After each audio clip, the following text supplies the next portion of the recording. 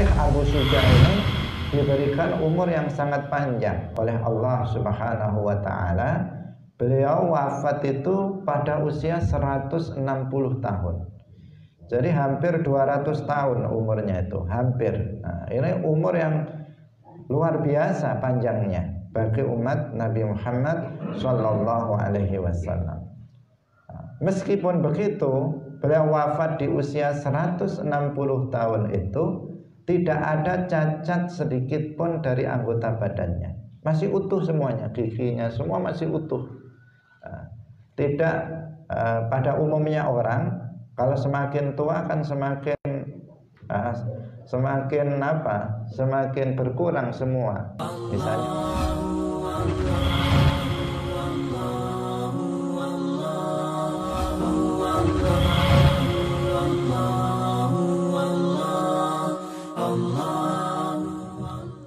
Assalamualaikum warahmatullahi wabarakatuh. Alhamdulillahi rabbil alamin. Lahun ni'matu wa lahul fadlu wa lahul sana'ul hasan. Wassalawatullahil barrir rahim wal malaikatil muqarrabin ala sayyidina wa maulana Muhammadin wa ala alihi wa ashabihi tayyibin at-tahirin. Allahumma la sahla illa ma ja'altahu sahla wa anta taj'alul hazna idza syi'ta sahla. Allahumma arzuqna al-ikhlasa fin niyyati wal qawli wal amal. Wa ba'du. Ila nabiyil Mustafa sallallahu alaihi wasallam wa ikhwanihi minal anbiya'i wal mursalin wa syuhada'i was salihin, khususan ila sultanil awliya Syekh Abdul Qadir Al-Jilani wa Syekh Ahmad Ar-Rifai wa Syekh Baha'iddin An-Naqsyabandi wa Syekhina Abdullah Al-Harari wa ila arwahi muassisi jam'iyyati Nahdlatul Ulama Syekh Muhammad Hashim Ash'ari wa Syekh Bisri Sansuri wa Syekh Abdul Wahab Hasbuwah wa ila arwahi jami'i ahlil kubur minal muslimin wal muslimat wal mu'minin wal mu'minat min masyariqil ardi ila magharibiha, khususan ila arwahi abaina wa ummahatina wa ajdadina wa jaddatina wa masyayikhina wa masyayikhi masyayikhina. Al-Fatihah. A'udzu billahi minasy syaithanir rajim. Bismillahirrahmanirrahim. Alhamdulillahi rabbil alamin. Ar-Rahmanir Rahim. Maliki yaumiddin. Iyyaka na'budu wa iyyaka nasta'in. Ihdinas siratal mustaqim. Siratal ladzina an'amta 'alaihim ghairil maghdubi 'alaihim waladdallin. Amin. Hadirin hadirat kaum muslimin muslimat, pemirsa Madu TV rahimakumullah. Alhamdulillah, puji syukur marilah kita sampaikan kepada Allah Subhanahu wa taala. Pagi hari ini Allah Subhanahu wa taala melimpahkan nikmat-nikmatnya kepada kita semuanya, khususnya nikmat iman, nikmat Islam, nikmat taufik, sehingga dengan nikmat-nikmat tersebut kita hadir dalam majelis ilmu pagi hari ini. Semoga keberadaan kita pada pagi hari ini dalam majelis ilmu ini mendapatkan keberkahan dan kemanfaatan fid dunya wal akhirah. Amin ya rabbal alamin. Salawat dan salam semoga tetap terlimpahkan kepada Nabi Agung Nabi Muhammad sallallahu alaihi wasallam, para sahabatnya, keluarganya, serta seluruh umat Islam yang mengikuti beliau ila yaumil qiyamah. Hadirin hadirat rahimakumullah, mari kita mengikhlaskan niat kita lillahi ta'ala. Mulai pagi hari ini insyaallah kita akan mulai membaca kitab Matan Abi Syuja' al-musamma yang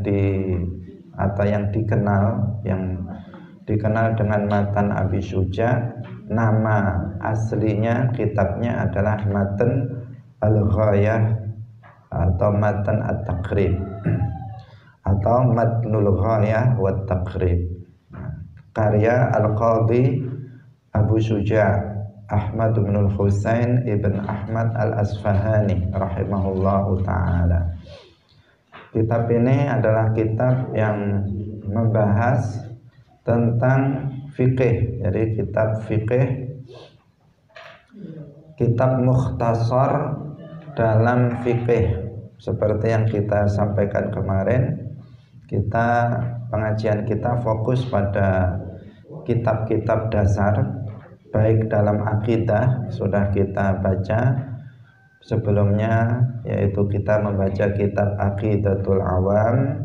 Kali ini kita membaca kitab yang termasuk paling dasar dalam fikih, yaitu kitab Matan Abi Syuja'. Semoga Allah Subhanahu wa ta'ala memberikan keistiqomahan kepada kita sehingga kita bisa mengkhatamkan kitab ini. Amin ya rabbal alamin. Bagi para pemirsa yang menginginkan kitabnya, kita bisa kirimkan nanti PDF-nya ke masing-masing yang menghubungi ya. Jadi kitabnya sebenarnya bisa dibeli untuk di mana saja, insya Allah ada di toko-toko kitab Matnul Ghayah wa Taqrib. Kalau ingin mendapatkan tulisan penjelasan singkatnya, bisa menghubungi kita, nanti insya Allah akan kita kirimkan, karena kita sudah menulis penjelasan singkat dari kitab Matnul Ghayah wa Taqrib ini dalam bahasa Indonesia. Hadirin hadirat rahimakumullah, mari kita mulai langsung pada muqaddimah dari al-muallif Al-Qadhi Abu Syuja'. Qala al-muallif rahimahullahu ta'ala, bismillahirrahmanirrahim. Bismillahi kelawan nyebut asmane Allah, ngarang sapa ingsun kelawan nyebut asmane Allah. Ar-Rahmani kang akeh welase, kang akeh rahmate maring wong mukmin lan kafir ing dalem donya lan ing wong kang mukmin ing dalem akhirat. Ar-Rahimi turzat kang akeh welase utawi rahmate maring wong kang mukmin. Alhamdu muqaddimatun utawi iki iku muqaddimah. Alhamdu utawi sekabehane puji iku lillahi kedue Allah, Rabbil alamina kang mengerani alam kabeh. Bisa dibuka langsung halaman 10. Hadirin hadirat rahimakumullah, sebelum kita membahas tentang muqaddimah ini, kita rinci sedikit demi sedikit. Pagi hari ini kita membahas bagian paling awal dalam kitab Matan Abi Syuja' ini, yaitu muallif memulai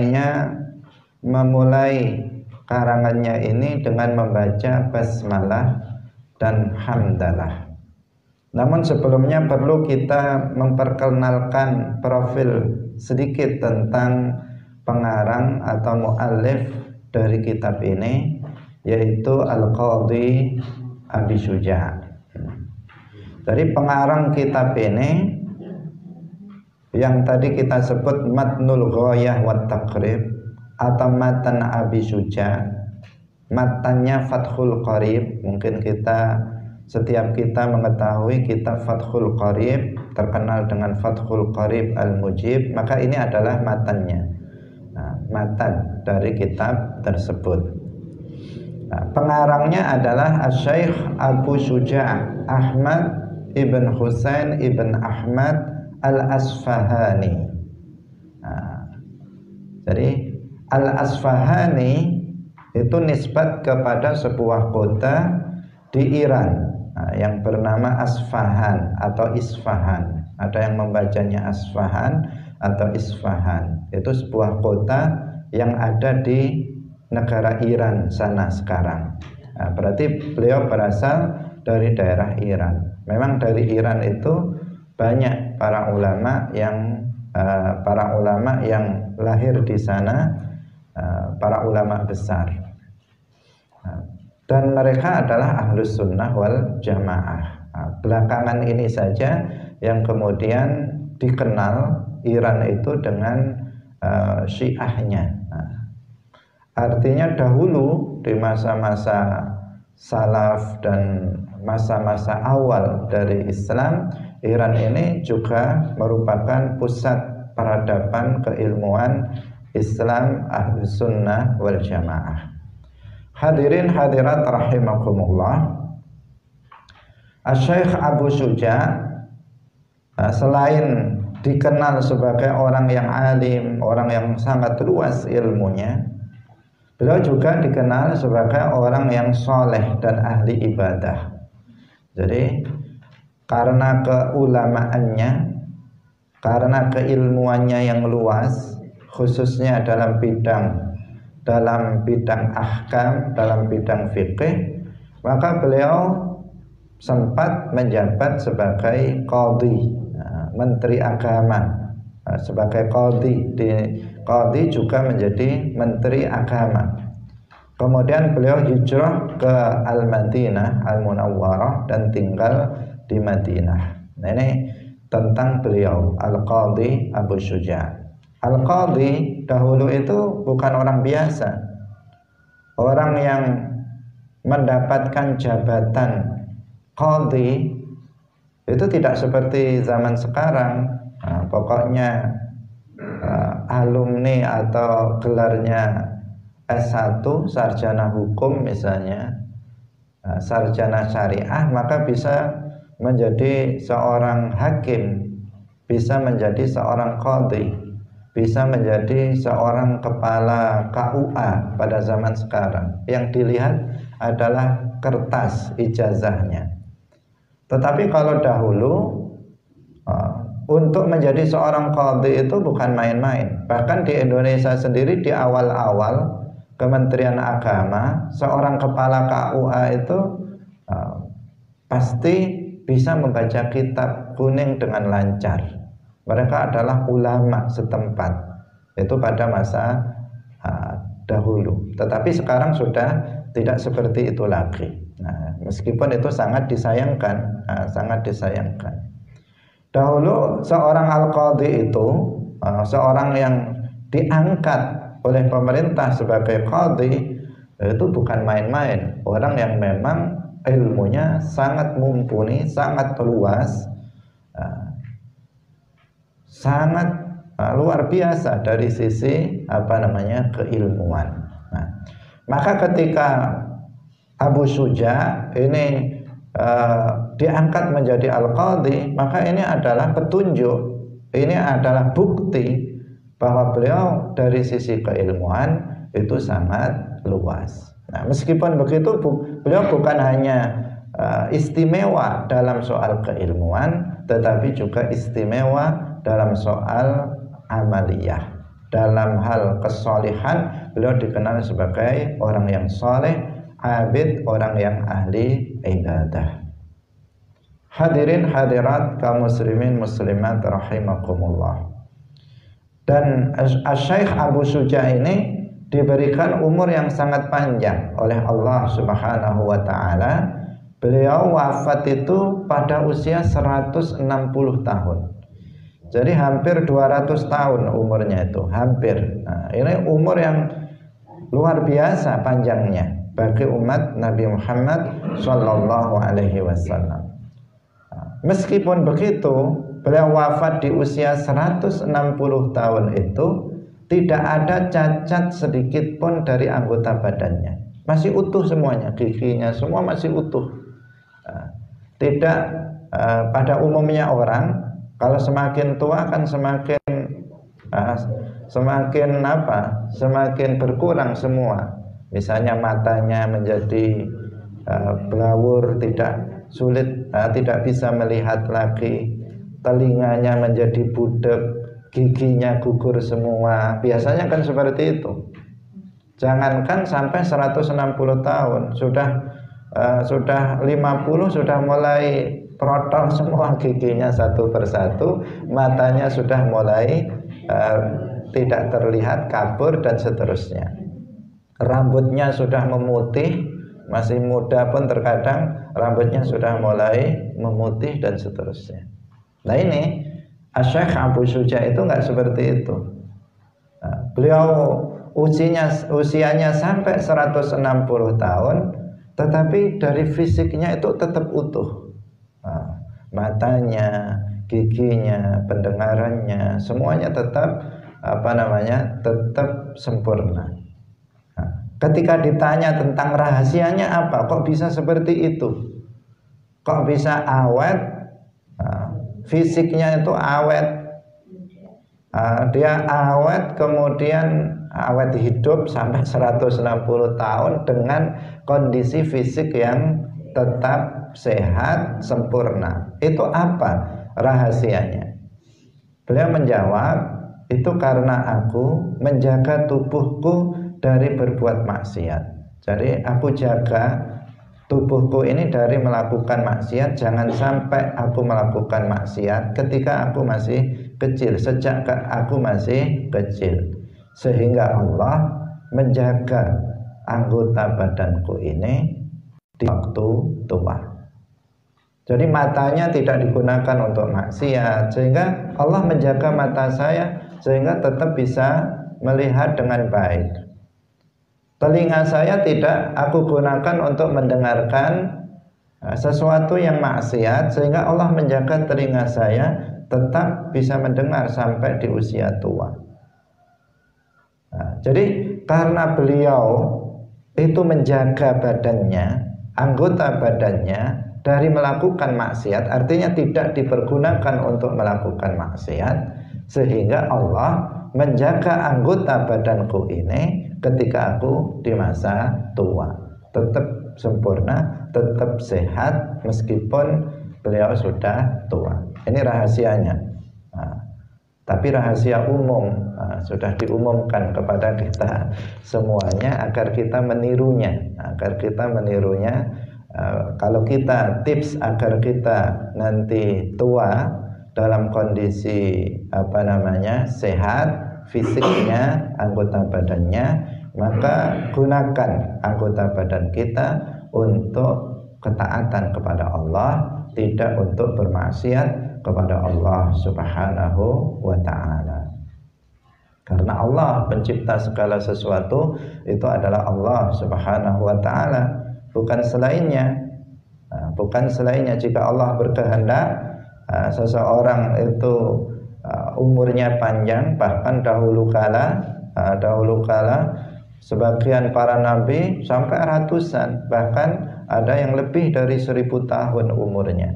Itu semuanya apa? Karena Allah Subhanahu wa ta'ala berkehendak seperti itu. 160 tahun bagi umat Nabi Muhammad itu sangat panjang. Nabi Muhammad sendiri beliau wafat ketika berusia 63 tahun. 63 tahun. Demikian juga Abu Bakar, rata-rata kurang dari 100 tahun. Tetapi beliau Abu Syuja, Al-Qadhi Abu Syuja beliau umurnya sampai 160 tahun, dan itu salah satu penyebabnya adalah Allah Subhanahu wa ta'ala menjaga beliau karena beliau tidak menggunakan anggota badannya untuk bermaksiat kepadanya.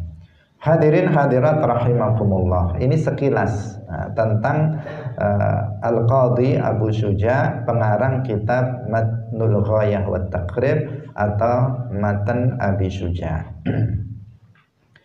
Penting untuk dihafal kitab ini karena kitab ini matan seperti yang kita sampaikan kemarin, hifdzul mutun, man hafizal mutun nalal funun.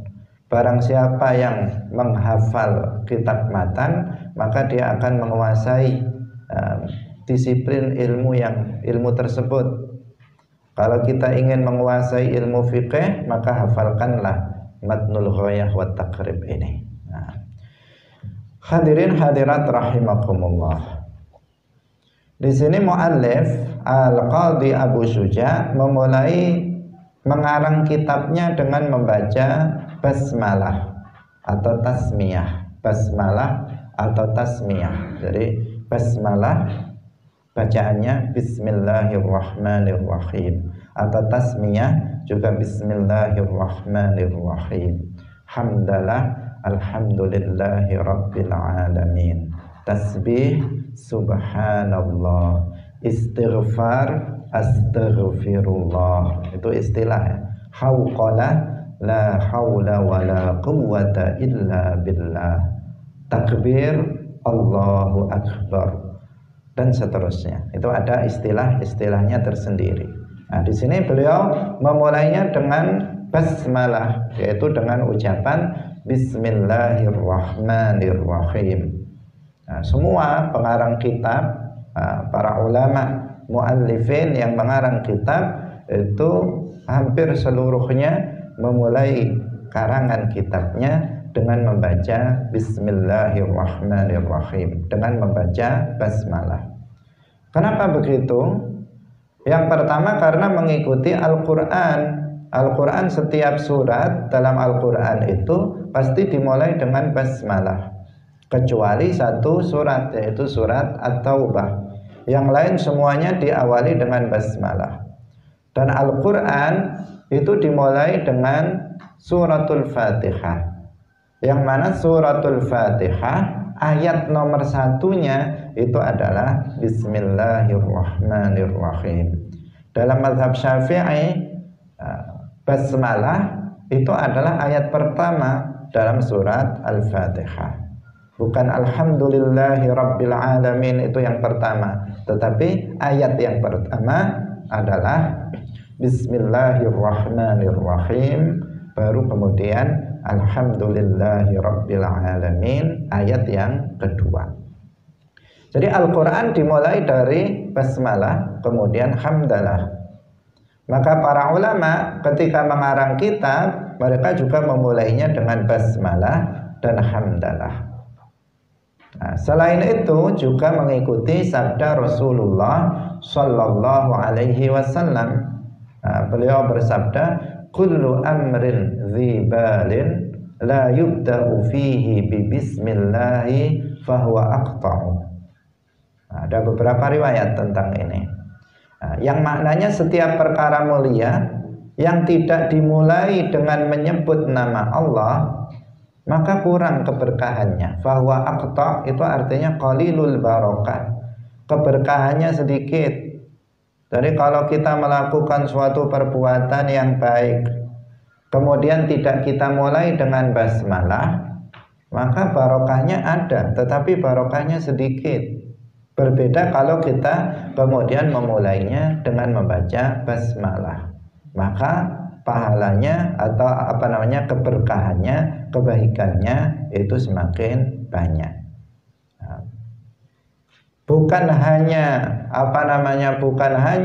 dalam amalan-amalan yang sifatnya wajib atau sunnah, tetapi perkara yang mubah pun kalau kemudian kita awali dengan membaca basmalah, maka itu akan menambah keberkahan. Akan makan baca basmalah, akan minum baca basmalah, akan baca basmalah, akan berjalan membaca basmalah dan seterusnya. Maka itu akan menambah keberkahan dari amalan yang kita lakukan tersebut. Nah, hadirin hadirat rahimakumullah, Selain bahwa basmalah ini adalah bagian dari zikrullah, kita berzikir kepada Allah Subhanahu wa taala dengan menyebut nama Allah Subhanahu wa taala. Bismillahi, di sini jar majrur, ada huruf ba yang merupakan harfu jar, kemudian ismillahi al-ismul majrur, di sini jar dan majrur. Ketika ada jar majrur maka di sini pasti ada ta'alluqnya, nggak berdiri sendiri. Jar majrur itu tidak berdiri sendiri, pasti ada hubungan dengan fi'il atau isim yang sebelumnya. Dan ada kalanya itu ada, artinya ada tidak dibuang, dan ada kalanya fi'il atau isim yang terkait atau berhubungan dengan jar majrur itu dibuang. Misalnya saya mengatakan zahabtu ila suq, ada kata-kata ila suqi. Nah, itu berkaitan apa? Dengan zahabtu. Kalau misalnya saya bertanya kepada kamu ila aina zahabta misalnya, kemudian saya langsung menjawab ila suq. Nah, ila suq, nggak ada kata-kata zahabtu. Itu pasti ada ta'alluqnya yang dibuang, yaitu kata-kata zahabtu ila suq. Nah, ada kata-kata itu. Bisa berupa isim, bisa berupa fi'il, bisa umum, bisa khusus. Hadirin rahimakumullah. Nah, ketika muallif itu mengatakan di awal tiba-tiba bismillahirrahmanirrahim, diawali jar dan majrur, pasti di situ sebelumnya ada isim atau fi'il yang dibuang, yang berkaitan dengan jar majrur itu, karena jar majrur itu tidak berdiri sendiri. Tidak ujuk-ujuk dengan menyebut nama Allah, tetapi ada ta'alluq yang dihilangkan. Nah, maka di sini para ulama menjelaskannya dengan panjang lebar. Nah, di antaranya bahwa yang dibuang di situ adalah kata misalnya usannifu, aku mengarang. Nah, jadi mu'allif mengatakan bismillahirrahmanirrahim, artinya usannifu atau uallifu bismillahirrahmanirrahim. Saya mengarang dengan menyebut nama Allah, bertabarukan dengan nama Allah Ar-Rahman Ar-Rahim. Jadi saya mengarang dengan menyebut dan bertabaruk dengan nama Allah Ar-Rahman Ar-Rahim. Atau bisa kalau isim ya tasnifi, karanganku ini dengan menyebut nama Allah. Atau ini yang bersifat khusus, yang ta'alluqnya itu khusus. Misalnya kalau kita mau makan kemudian kita bismillahirrahmanirrahim, maka berarti yang dibuang apa? Saya makan dengan menyebut nama Allah. Kalau kita mau minum kemudian kita mengatakan bismillahirrahmanirrahim, maka berarti yang dibuang aku minum dengan menyebut nama Allah. Misalnya kita mau menulis kemudian kita membaca bismillahirrahmanirrahim, maka berarti saya menulis dengan menyebut nama Allah. Itu berarti khusus. Atau itu fi'il, kalau isim ya menulisku atau karanganku, mengarangnya aku ini bismillahirrahmanirrahim. Tasnifi atau akli, atau misalnya syurbi bismillahirrahmanirrahim. Atau bisa secara umum, yang dibuang itu secara umum, yaitu kata-kata mulai, memulai.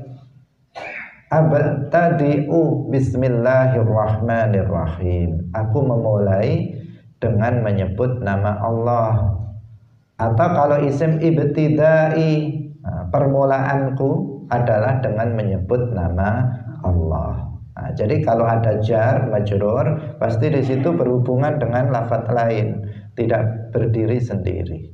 Nah, tidak berdiri sendiri. Ada kalanya ada, disebutkan, ada kalanya tidak disebutkan, atau mahdzuf, dibuang. Seperti yang tadi kita contohkan, zahabtu ila suq. Berarti apa hubungannya ila suq itu? Ada jar majrur itu adalah pada zahabtu. Tapi kalau ada orang bertanya kepadaku, kemudian ila aina zahabta, kemudian saya langsung mengatakan ila suq. Saya tidak menyebutnya secara lengkap. Saya tidak menjawabnya dengan zahabtu ila suqi, tapi saya mengatakan ila suq. Maka itu namanya apa? Berarti dibuang ta'alluq dari ila suq, jar majrur itu jika diperlihatkan yaitu kata-kata zahabtu. Nah, hadirin hadirat rahimakumullah. Ini sekilas tentang tentang masalah jar dan majrur yang sedikit kita perkenalkan. Kemudian al-mu'allaf dalam basmalah itu maknanya bismillahirrahmanirrahim, artinya menyebut dan bertabarruk dengan nama Allah. Ar-Rahman, Ar-Rahim, tiga-tiganya itu adalah nama Allah subhanahu wa ta'ala. Min asma'illahil husna. Allah subhanahu wa ta'ala itu memiliki nama-nama yang menunjukkan kesempurnaan bagi Allah, yang disebut dengan al-asma'ul husna. Dalam Al-Quran disebutkan walillahil asma'ul husna fad'uhu biha. Dan Allah memiliki nama-nama yang menunjukkan kesempurnaan baginya, maka berdoalah kalian dengan nama-nama itu. Jadi al-asma'ul husna itu kalau diterjemahkan yang tepat apa? Al-asma adalah alal kamal, nama-nama yang menunjukkan kesempurnaan bagi Allah. Biasanya kalau diterjemahkan harfiah oleh sebagian orang itu diterjemahkan dengan nama-nama yang indah. Nah, tetapi yang tepat penafsiran dari kata al-asmaul husna adalah al-asma ad-dallatu 'alal kamal, nama-nama yang menunjukkan kesempurnaan bagi Allah. Karena itu semua nama-nama Allah itu menunjukkan makna yang sempurna bagi Allah. Tidak ada yang tidak menunjukkan kesempurnaan bagi Allah subhanahu wa ta'ala. Semua nama-nama Allah. Karena itu kita harus mewaspadai orang-orang yang menerjemahkan al-asma'ul husna dengan sesuatu yang tidak layak bagi Allah subhanahu wa ta'ala. Karena itu nanti menjadi sebuah bentuk sebuah bentuk ilhad terhadap nama-nama Allah subhanahu wa ta'ala, al-asma'ul husna. Hadirin hadirat rahimakumullah, fad'uhu biha. Kita dianjurkan dalam berdoa itu sebelumnya menyebut al-asma'ul husna. Sebelum kita meminta kepada Allah sesuatu yang kita minta, terlebih dahulu setelah kita baca hamdalah. Kalau doa dimulai dengan hamdalah, bukan dengan basmalah. Ini kekhususan secara umum ya. Secara umum itu amalan itu dianjurkan untuk diawali dengan basmalah. Tetapi tidak semuanya. Tidak semuanya. Ada amalan-amalan tertentu, ibadah-ibadah tertentu yang tidak dimulai dengan basmalah, tetapi dimulai dengan zikir yang lain. Misalnya doa. Kalau berdoa itu tidak dimulai dengan bismillahirrahmanirrahim, tidak. Atau dimulai dengan ta'awud, misalnya a'udzubillahi minasyaitonirrajim, bismillahirrahmanirrahim. Tidak dimulai seperti itu. Tetapi dimulai langsung dengan alhamdulillahirabbil alamin. Adabnya seperti itu. Tata caranya seperti itu. Nah, dengan hamdalah, setelah membaca hamdalah kemudian membaca sholawat. Nah, bukan sholawatnya dulu baru hamdalah, tetapi membaca hamdalah kemudian membaca sholawat. Setelah membaca sholawat kemudian membaca al-asmaul husna, menyebut nama-nama Allah. Ya Allah, ya Rahman, ya Hayyu ya Qayyum, ya Dzal Jalali wal Ikram misalnya. Kalau minta rezeki misalnya ya Raziq, ya Razzaq misalnya. Dan seterusnya, disesuaikan dengan apa yang dia minta kepada Allah Subhanahu wa ta'ala. Tetapi tidak harus seperti itu.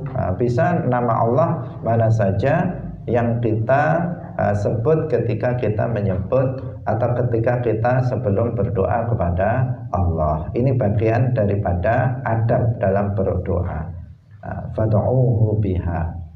Berdoalah kalian dengan nama-nama al-husna. Hadirin hadirat rahimakumullah. Bismillahi, dengan menyebut dan bertabaruk dengan nama Allah. Allah lafzul jalalah, disebut lafzul jalalah. Ketika kita mengatakan lafzul jalalah, maka itu adalah lafaz Allah.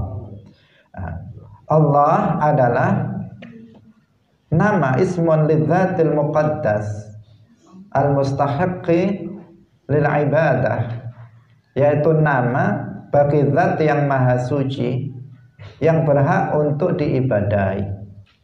Ismun lidzati al-wajibil wujud, nama bagi zat yang pasti adanya. Yang pasti adanya, secara akal pasti adanya.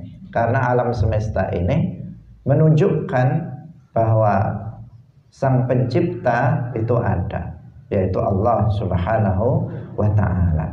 Jadi Allah adalah nama bagi zat yang pasti adanya, yang berhak untuk diibadahi, yang disifati dengan sifat-sifat kesempurnaan, yang yaliku bihi, yang layak bagi Allah Subhanahu wa ta'ala. Dan mustahil bagi Allah sifat-sifat kurang, sifat-sifat naqs, sifat-sifat yang tidak layak bagi Allah Subhanahu wa ta'ala.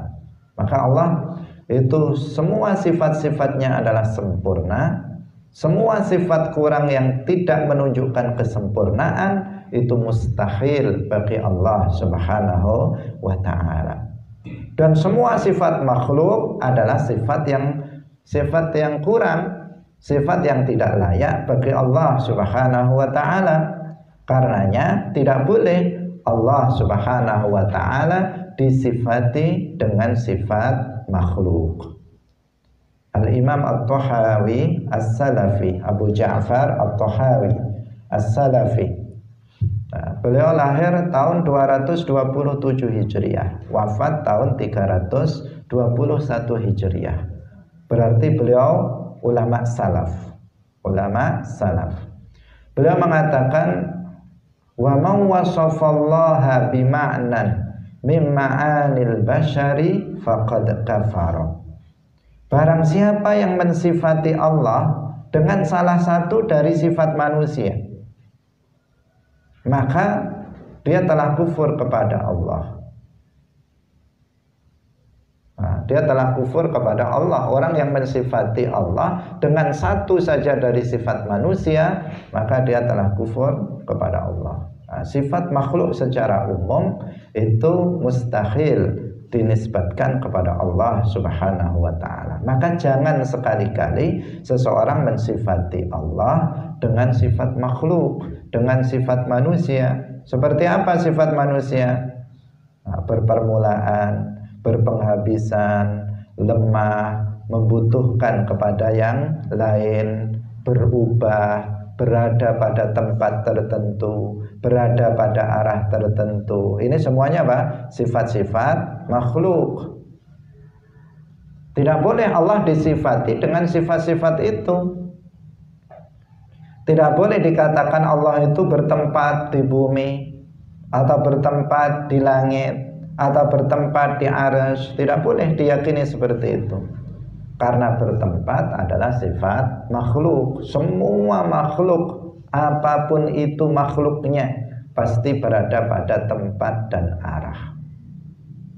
Baik itu berupa makhluk yang berupa jisim kasif yang bisa dipegang dengan tangan, itu bertempat seperti saya, seperti panjenengan semua. Itu semuanya berada pada tempat. Lampu ini berada pada tempat, makhluk berada pada tempat. Meja ini adalah makhluk berada pada tempat. Semua makhluk pasti berada pada tempat. Termasuk yang latif. Yang latif itu yang tidak bisa dipegang dengan tangan, seperti cahaya ini. Di sini di ruangan ini ada cahaya, tetapi kita nggak bisa memegangnya.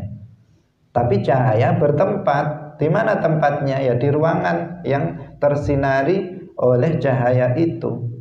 Dalam ruangan ini terang, tetapi di luar tidak terang. Di daerah lain masih malam, tidak terjangkau oleh cahaya matahari. Berarti di sana bukan tempatnya cahaya matahari.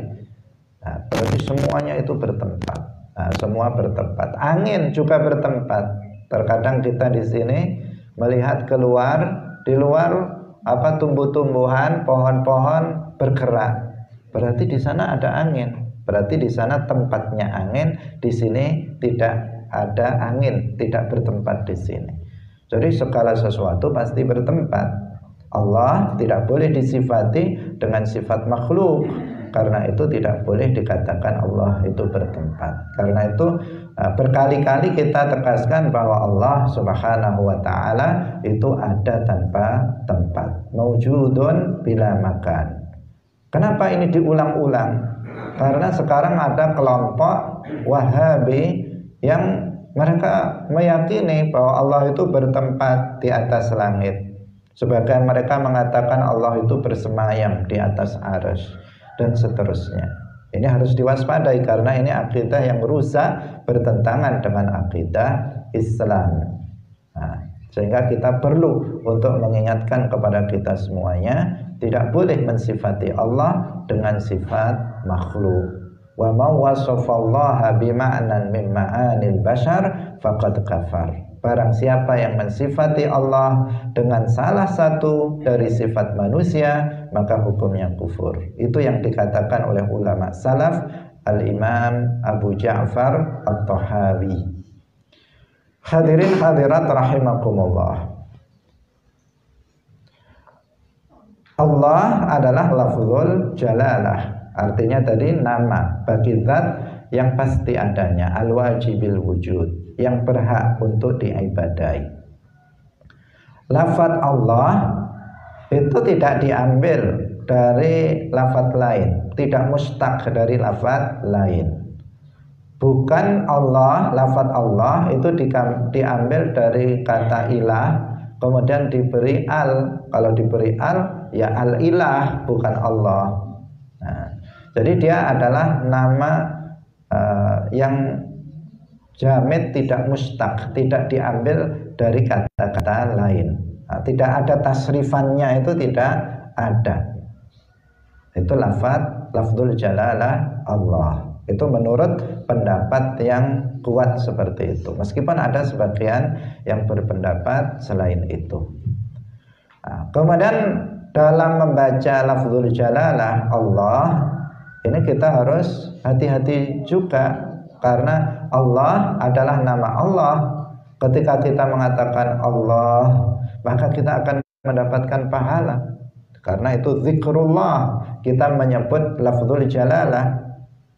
Hanya dengan menyebut nama Allah itu saja, bukan dengan la ilaha illallah, alhamdulillah, subhanallah. Bukan seperti itu. Kita hanya membaca Allah gitu saja, itu sudah berpahala. Karena itu adalah zikrullah, zikir, menyebut nama Allah. Ar-Rahman, Ar-Rahim, itu adalah nama Allah. Kalau kita menyebutnya dengan lisan kita, maka berarti kita telah melakukan zikrullah. Kita berzikir kepada Allah Subhanahu wa ta'ala, menyebut namanya. Karena menyebut nama Allah itu adalah zikrullah. Bahkan zikrullah itu ya terjemahan dari menyebut nama Allah. Nah, maka kita harus perhatikan tata cara membacanya. Ini selalu kita ingatkan karena sangat eman kalau ada seseorang menyebut nama Allah kemudian keliru sehingga dia tidak mendapatkan pahalanya. Nah, sehingga perlu untuk senantiasa kita ingatkan.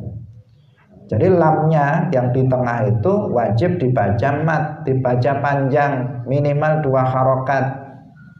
Nah, tidak boleh membuang hak. Nah, jadi yang pertama, yang panjang lamnya yang di tengah itu Allah. Nah, Allah itu panjang di tengah, bukan Allah. Nah, bukan seperti itu, tetapi Allah. Nah, kemudian haknya jangan hilang. Haknya dalam lafaz Allah itu jangan hilang. Sebagian orang membacanya Allah, Allah. Nah, haknya hilang. Padahal di situ ada hak Allah, ada haknya. Kalau haknya hilang seseorang membacanya, berarti dia tidak zikrullah, tidak mendapatkan pahala. Nah, harus diperhatikan di sini. Allah, A-nya pendek, yang panjang itu lamnya yang di tengah Allah. Kemudian ada haknya di akhir Allah. Jangan dibuang haknya yang berada di akhir tersebut. Kemudian lamnya jangan diganti wawu. Lamnya jangan diganti wawu. Sebagian orang mungkin karena nggak belajar, kemudian lamnya diganti wawu sehingga dia mengatakan Allah. Dia mengatakan seperti itu. Nah, ini apa? Ini keliru. Jadi lamnya tetap Allah, tetap ada lamnya di situ. Nah, bukan wawu tetapi lam yang dibaca tebal, lam yang dibaca tafkhim. Hadirin hadirat rahimakumullah. Ini hal kecil tetapi sangat penting bagi kita. Ini setiap hari kita zikrullah, kita menyebut nama Allah, maka jangan keliru menyebutnya.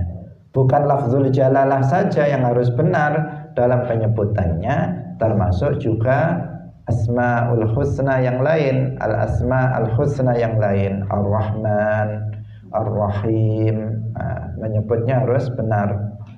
Tidak boleh kemudian dia menggantinya atau panjang pendeknya diganti. Misalnya dia mengatakan ar-Rahman misalnya, ar-Rahim misalnya, itu tidak pas karena di situ ada matnya setelah ha, ar-Rahim, ar-Rahman setelah mem itu ada matnya di situ, memnya dimatkan, dipanjangkan.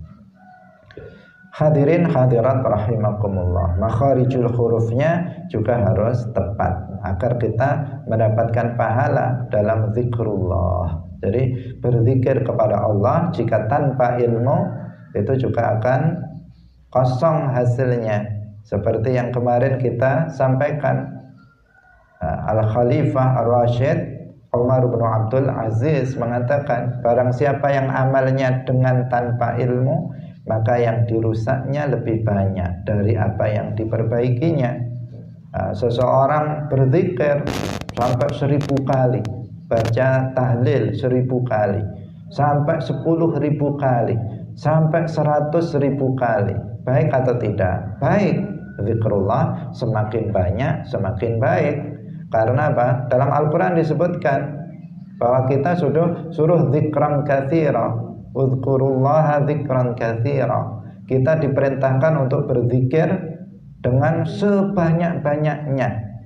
Kalau bisa setiap kali kita dalam kondisi apapun selalu zikrullah, Allah. Minimal kita membaca Allah, Allah subhanallah, alhamdulillah, Allahu akbar. Nah, ketika kita sedang ketika kita sedang diam, ketika kita sedang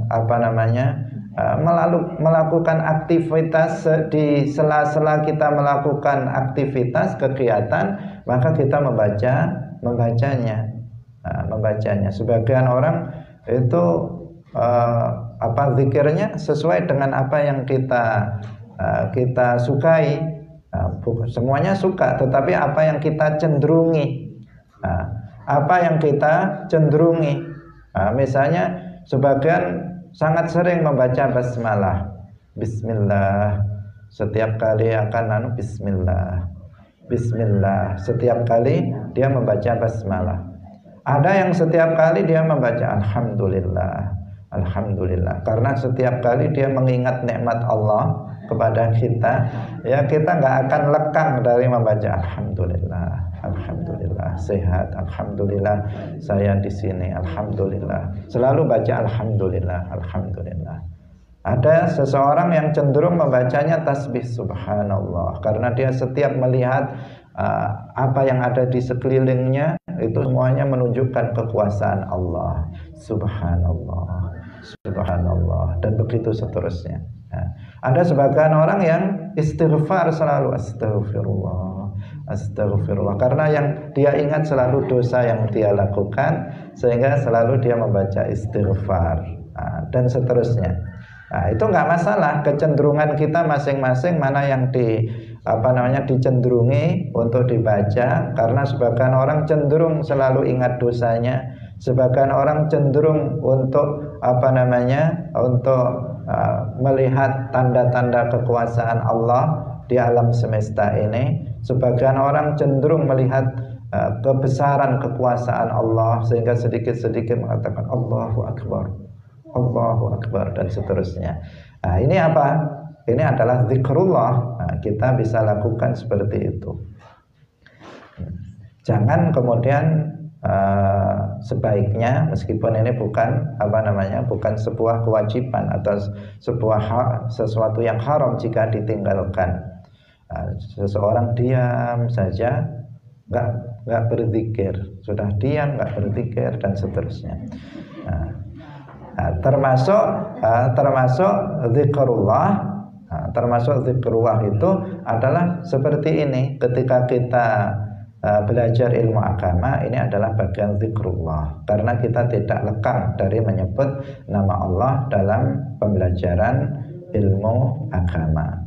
Hadirin rahimakumullah, Ar-Rahman artinya adalah zat yang banyak rahmatnya pada orang-orang mukmin dan orang-orang kafir di dunia, dan pada orang-orang mukmin saja di akhirat. Ar-Rahim artinya zat yang banyak rahmatnya kepada orang-orang mukmin saja. Ini makna dari Ar-Rahim. Insyaallah tentang ini akan kita jelaskan lebih lanjut dalam pertemuan berikutnya. Semoga bermanfaat. Barakallahu fikum. Wallahul muwaffiq ila aqwamit thoriq. Wassalamualaikum warahmatullahi wabarakatuh.